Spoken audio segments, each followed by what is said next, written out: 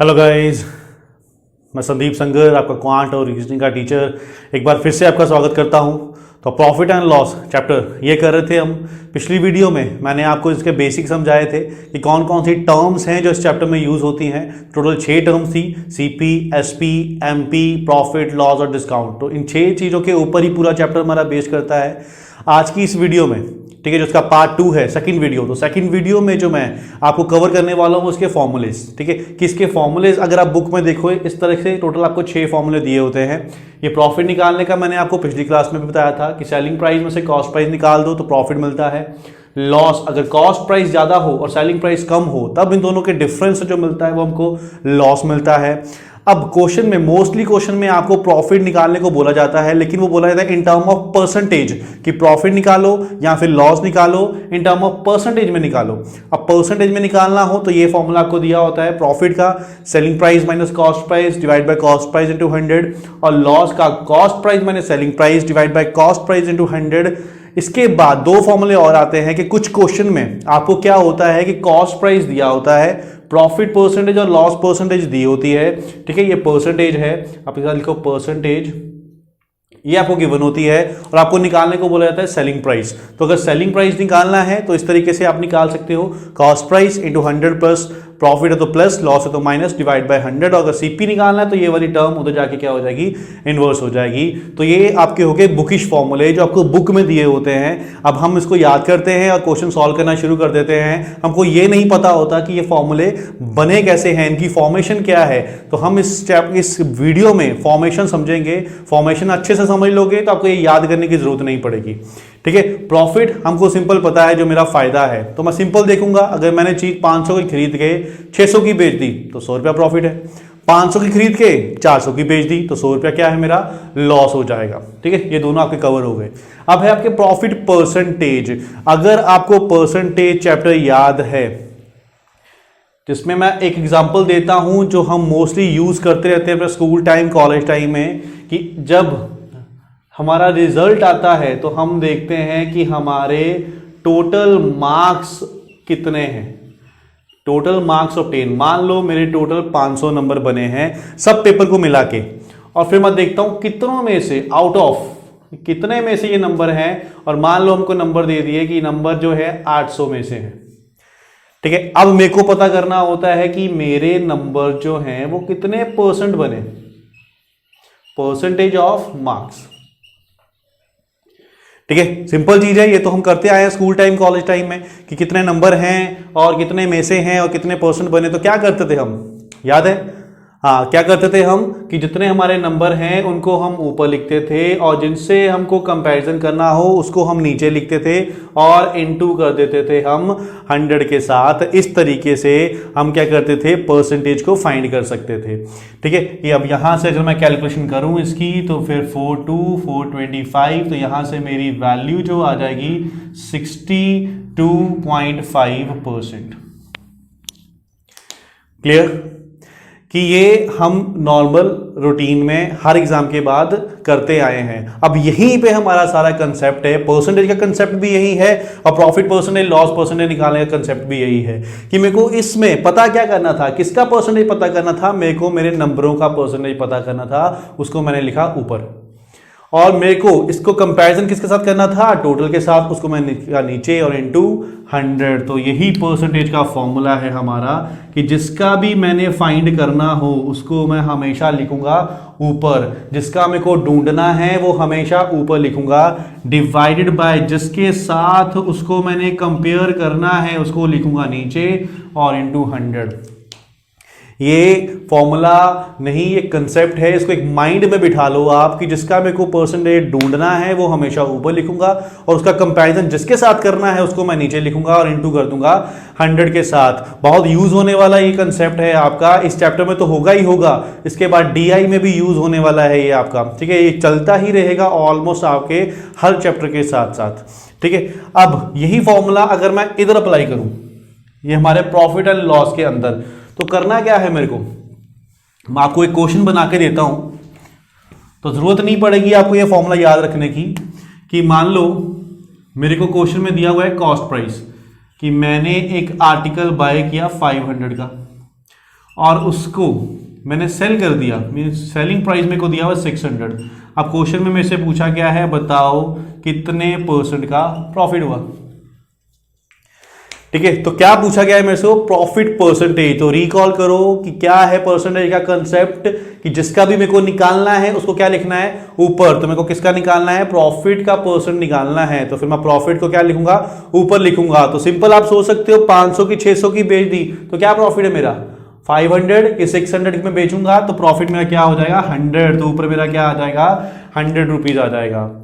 फिर से रिपीट करता हूं कि 100 मैंने कहां से लिया है, कि मैं निकाल क्या रहा हूं प्रॉफिट का परसेंटेज, इसलिए ऊपर क्या लिखूंगा प्रॉफिट को लिखूंगा। अब प्रॉफिट मेरा क्या था 500 की 600 में दे रहा हूं तो 100 रुपीज क्या है मेरा प्रॉफिट। तो ये 100 वहां से आया है। अब नीचे मैंने क्या लिखना है, जिसके साथ इसको कंपैरिजन करना है। ठीक है, अब आप देखोगे आपको कितना फायदा हुआ कितना नुकसान हुआ, तो किसके साथ कंपैरिजन करके देखोगे, जितने की वो चीज है। ठीक है, अगर मेरे को पता है ये चीज 500 की है तो मैं यही देखूंगा ना 500 के ऊपर मैंने कितना कमाया।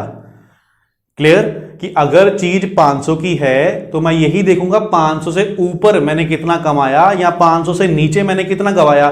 तो फिर 500 के ऊपर, तो फिर इसके ऊपर आ जाएगा ये। ठीक है, कि 500 नीचे, ऊपर 100 और इनटू परसेंटेज निकाल रहे हैं तो उसका 100। क्लियर है कि ऊपर मैंने लिखा प्रॉफिट क्योंकि मैं ढूंढ रहा था प्रॉफिट का परसेंटेज, नीचे मैंने लिखा सीपी कॉस्ट प्राइस क्योंकि कंपैरिजन हमेशा कॉस्ट प्राइस के साथ ही होगा, और इनटू कर दूंगा 100। अब इसको मैं सॉल्व करूंगा तो यहां से मेरी वैल्यू बन जाएगी 20%। क्लियर है, इस फॉर्मूले को याद रखने की जरूरत भी नहीं है आपको, SP minus CP divide by CP into 100। बस कंसेप्ट अच्छे से समझो। कंसेप्ट आपका क्या था कि जिसका मैंने निकालना है वो ऊपर और नीचे हमेशा सीपी ही आएगा। अगर आपको कंफ्यूजन है कंपैरिजन में तो नीचे हमेशा सीपी ही आएगा। ठीक है, कुछ एक्सेप्शनल केस होते हैं वो हम डिस्कस करते जाएंगे अगली वीडियोस के साथ में। अभी फिलहाल इतना माइंड रखो, नीचे हमेशा सीपी ही आता है और इनटू कर देना है 100 के साथ। क्लियर, चलो एक और एग्जांपल देता हूं मैं आपको। मान लो आपको दे दिया उसने कि 600 कॉस्ट प्राइस है और इसको बेच दिया मैंने 800 का। ठीक है, अब मेरे को बताना है 600 की चीज 800 की बेच दी तो क्या होगा, 600 की 800 की बेची तो क्या हो गया 200 रुपया मेरा क्या हो गया प्रॉफिट। तो 200 रुपया मैंने किस पे कमाया 600 पे कमाया। तो 200 600 के ऊपर कमाया और इंटू कर दूंगा 100। तो यहां से मेरी वैल्यू आ जाएगी 100/3 तो 33.33% का मेरे को हो गया प्रॉफिट। क्लियर, कि 200 कमाया किस पे 600 पे, 200 600 के ऊपर और इंटू 100। बस यही यहां से आपका फॉर्मूला बना है। अब जितनी मर्जी स्टेटमेंट घुमा के दे दे, अगर मेरे को क्वेश्चन में प्रॉफिट परसेंटेज निकालना है तो सिंपल मैं देखूंगा मेरा प्रॉफिट क्या है डिवाइड बाय सीपी क्या है into 100। Clear, okay. Next example, अगर मान लो मैंने 400 की खरीद के इसको 300 का बेच दिया। अब 400 की चीज 300 में बेचूंगा तो कम का बेच दिया तो क्या हो जाएगा मेरे को लॉस। तो अब मेरा निकलेगा लॉस परसेंटेज। और कितने का लॉस हो गया 100 रुपीज का। किस पे हुआ 400 पे, क्योंकि चीज 400 की है तो 400 के ऊपर 100 का नुकसान इंटू परसेंटेज तो उसका 100। तो यहां से मेरी वैल्यू आ जाएगी 25%। क्लियर, तो बहुत इजी सा कंसेप्ट था। प्रॉफिट परसेंटेज निकालना है तो प्रॉफिट ऊपर, लॉस परसेंटेज निकालना है तो लॉस ऊपर। ठीक है, अब अभी आपको ये लग रहा होगा कि हाँ ये फॉर्मूला भी अगर याद कर लेंगे तभी इजी रहेगा, लेकिन मैं आपको सिंपल वाले कंसेप्ट के लिए नहीं बता रहा हूं। ये आपका बेस है, अगर ये बेस आप अच्छे से बना लोगे तो आगे जो टफ क्वेश्चन आएंगे उसमें फिर मुश्किल नहीं आएगी, बार बार आपको फॉर्मूले नहीं सोचने पड़ेंगे। ठीक है, क्लियर है। चलो अब आते हैं नेक्स्ट लास्ट 2 फॉर्मूले पे। तो लास्ट 2 फॉर्मूले मैंने आपको बताए थे सेलिंग प्राइस और कॉस्ट प्राइस निकालने के लिए होते हैं। सबसे पहले मैं आपको इसकी एग्जांपल देता हूं कि मान लो कि ए एक पर्सन है और उसकी जो सैलरी है वो है 200 रुपीज 200। अब मैं बोलता हूं कि इसकी सैलरी के अंदर क्या हो गया, इसकी सैलरी इंक्रीज कर दी हमने 20%। अब बताओ उसकी सैलरी कब कितनी होगी। 200 रुपये उसकी सैलरी थी ऑलरेडी, हमने उसमें 20% का इंक्रीमेंट कर दिया, 20% बढ़ा दी तो उसकी सैलरी क्या हो जाएगी। तो हम लोग क्या करते थे 200 इसका 20% निकालेंगे तो 20% मेरे को यहाँ से मिलेगा 40, तो इसका मतलब क्या हो गया, मेरे को 40 रुपये बढ़ाने हैं, तो 200 में अगर 40 रुपये इंक्रीज करूंगा तो फिर ये कितना हो जाएगा 240, उसकी सैलरी जो है अभी 240 हो जाएगी। ये हो गया कंसेप्ट कि 200 का 20% निकाला, 40 वो इसमें प्लस कर दिया, तो 240 ये उसकी अभी की होगी। अब इसको अगर कंसेप्ट वाइज समझें, ठीक है, ये आपका हो गया बेसिक कंसेप्ट एकदम जनरल तरीके से। अब आते हैं थोड़ा इसकी कैलकुलेशन को फास्ट कैसे कर सकते हैं। ठीक है, अभी जो भी मेरी वैल्यू है रिसेंटली, ये मेरे लिए क्या है 100%।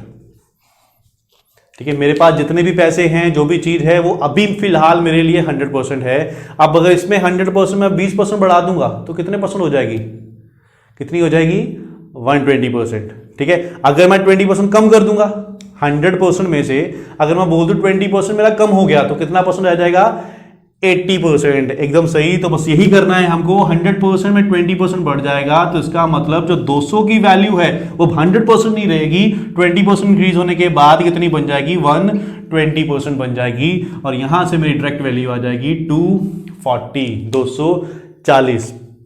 फिर से रिपीट कर देता हूं, अगर 20% वैल्यू बढ़ रही है तो मैंने किससे मल्टीप्लाई करना है 120 के साथ, और अगर 20% कम हो रही है तो किसके साथ करना है 80 के साथ। 30% बढ़ रही है तो 130 के साथ, 30% कम हो रही है तो 70 के साथ। इतना आपने माइंड में रखना है। परसेंटेज को हमेशा 100 से कंपेयर करते हैं हम। 20% बढ़ा मतलब 120 हो गया, 20% कम हुआ मतलब 80 रह गया। ठीक है, क्लियर है? ओके, अब आते हैं इसको इस फॉर्मूले में यूज करते हैं। ठीक है, तो ये फॉर्मूला जो है लास्ट टू फॉर्मूला। अभी वीडियो थोड़ी लंबी हो रही है तो इस वीडियो को हम यहीं पे रोकते हैं। आज की वीडियो में इतना ही करते हैं। ये लास्ट 2 फॉर्मूले जो है मैं आपको अगली वीडियो में करवाऊंगा। आज के लिए फिलहाल इतना ही। थैंक यू, धन्यवाद।